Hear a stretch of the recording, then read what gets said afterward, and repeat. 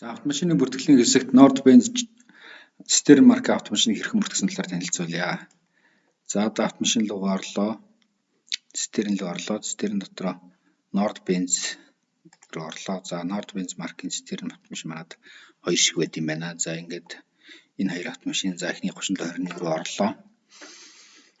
За энэ автомашины ерөнхий мэдээлүүд нь эхний багна хэсэгт байж байгаа. Тухайн техникийн орон тохиргоо, тухайн техникийн брендийн нэр, техникийн төрөл, загвар, за зориулалт, арлын дугаар, улсын дугаар, өнгө, үйлдвэрлэсэн улс, за үйлдвэрлэсэн огноо, импортлсон огноо, бүртгэсэн огноо, хөтлөгчийн төрөл, за танкны багтаамж гэх мэдээлүүд байна. За арын багна хэсэгт бол тухайн техникийн хөрөнгийн нэр, шинжилгээний данс, санхүүгийн бүртгэлээр компани, за эзэмшигч оператор, тухайн техник одоо сүүлийн километрийн заалт гэх мэдээлэлүүд байж байна. За ашиглалтын төв рүү ороод үзэхэд сүүлийн километрийн заалттай бол тохирч тулсан байдалтай байна.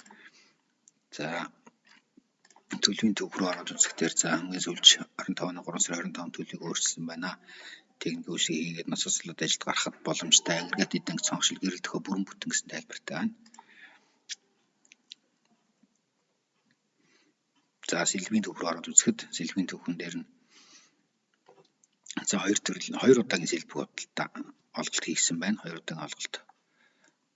Шинэ машин учраас нийтдээ 10 нэр төрлийн сэлбэг хоёр удаагийн олголтоор авсан байна. За үзлэгийн төв рүү ороод үзье. Үзлэг дээр одоо хоёр удаагийн үзлэг хийгдсэн байна. За энэ үзлэг рүү ороод үзэхэд за ерөнхийдөө ингээд үзлэгийн багц гээд ингээд үүсгээд авсаргаад өгөх боломжтой байдаг. За үзлэгийн багц авсаргаж өгснөөрөө тухайн техник дээр юу гэдгийг үзэх ёстой. Техник болгоны онцлогтой хөрсөө үзэж харах ёстой зүйлүүдийн урьдчилаад бэлдээд ингээд багцууд үүсгэждэг. Тэгээ энэнийхээ дагуу чеклээ явуучих боломжтой. За тэрийг одоо ингээд за бүгд ерөөхдөө хэвэн гэдэг дээр чектэй.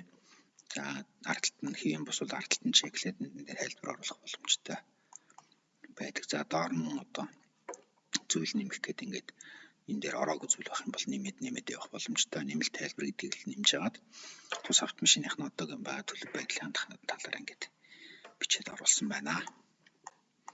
За мөн одоо ашиглалт гэдэг ингээд ороод үзэхэд ашиглалт нь одоо сүүлийн хамгийн сүүлд үзлэг хийсэн үеийнхэн нот цаг километртайгаа тохирч явах ёстой. За зураг тухайд үзлэг хийх үед ямар зурагтай байсан хэд хэдэн зураг ингээд авсгаад оруулах боломжтой байдаг. За ингээд зураг орсон байна. За хавсралт мэдээллүүдийг орж үзье. За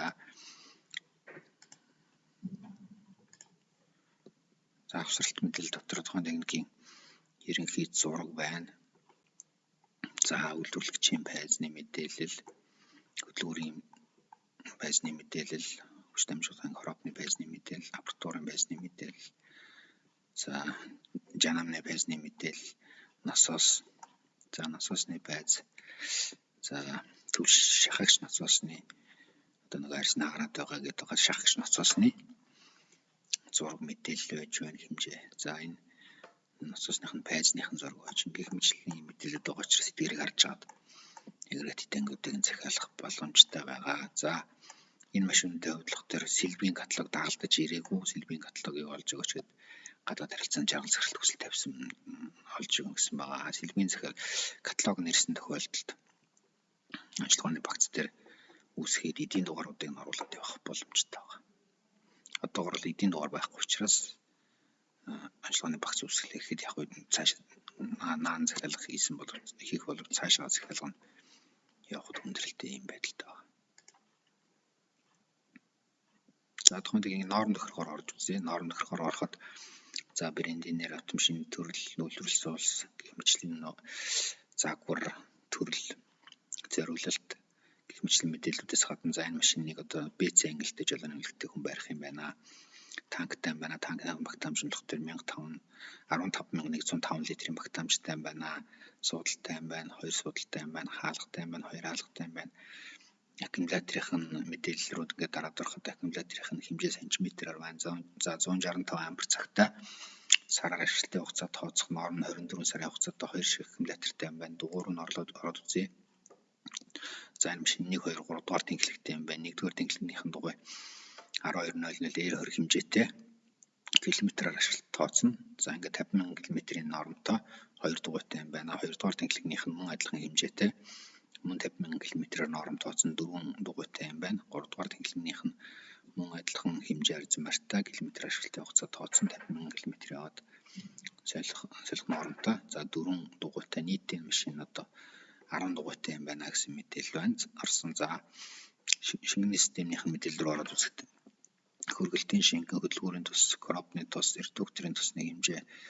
За редукторын тус дунд мостных, урд мостных ингээд нийтдээ 3 тэнхлэгтэй ингээд мосттой машин учраас дунд урд хойд гэдэг ингээд 3 редуктортэй. За захын дамжуулагчийн шингэн ингээд нийтдээ. За Европ редукторын тус бол 30,000 км-ийн нормтой. За ийм хэмжээтэй ордог гэсэн байна. За хөргөлтийн шингэн бол 24 сарын хугацаатай нормтой 35 литр ордог гэсэн байна. За хөдөлгүүрийн тусны хэмжээ бол 6,000 км яваад 25 литр тос солино гэсэн ийм нормтой юм байна. За энэ тухайн автомашины хөдөлгүүрийн мэдээлэл нь бол VP10 270E32 гэдэг хөдөлгүүртэй юм байна. Дизель хөдөлгүүр юм байна. 9266 литрийн багтаа амжтай юм байна. 270 морины хүчтэй юм байна. Хөдөлгүүр эргэлт нь 2200 байна. Механик хурдны харьцагтай юм байна. За техникийн хэмжээний хувьд л тэр 13.6 тонны жинтэй юм байна. Урт нь 9.9 м юм байна. Өргөн нь 250 см юм байна. Өндөр нь за 3.5 м юм байна. За түлшний нөөцлөр нь болохоор 380 литрийн багтаа юм байна. Дундаж зарцуулалт нь 34 литрийн зарцуулалттай юм байна. Энэ мосттой машин учраас за нормал цагийн зарцуулалт 1.2 юм байна. За одоо тонн километр тооцох үнэлгээ гэдэг дээр нь 25,000 төгрөг өдрийн гүйцэтгэлийн үнэлгээ нь 25,000 төгрөг тонн километрийн ирээсийн бүртгэл хэрэг үнэлгээ гэдэг ингээд энэ жолооч нарын гүйцэтгэлтэй холбоотой мэдээлэлд энд тохируулж бичиж өгдөг. За шатхуумын зарцуулалт бол одоо ингээд автомашинуудах тэр ингээд орсон байгаа. Хүүтний нэмэгдэл, замын нөхцөлийн нэмэгдэл, за ачаалгын нэмэгдэл гэдэг ингээд яг стандарт батлагдсан нормохонд ингээд орсон байж байгаа. За нэмэлт мэдээлэл дээр бол тухайн техникийн үзүүлэлтүүд, хөдөлгүүрийн мэдээлэл, хоропных нь мэдээлэл, за төгөөгөр нь ноцоосын мэдээлэл гэх мэт ийм мэдээлэлд орсон байна. Үйлчлэгийн багц дээр дараад оронгот хүлээлцэх акт гэдэг ингээд байж энэ дээр дараад орохоор хүлээлцэх актыг ингээд татаж аваад түрүүн хүлээлцэх акт гэдэг танилцуулсан тэрэнд хүлээлцэх актаар үзэх зүйлсүүд нь ингээд бүртгэж орсон байна.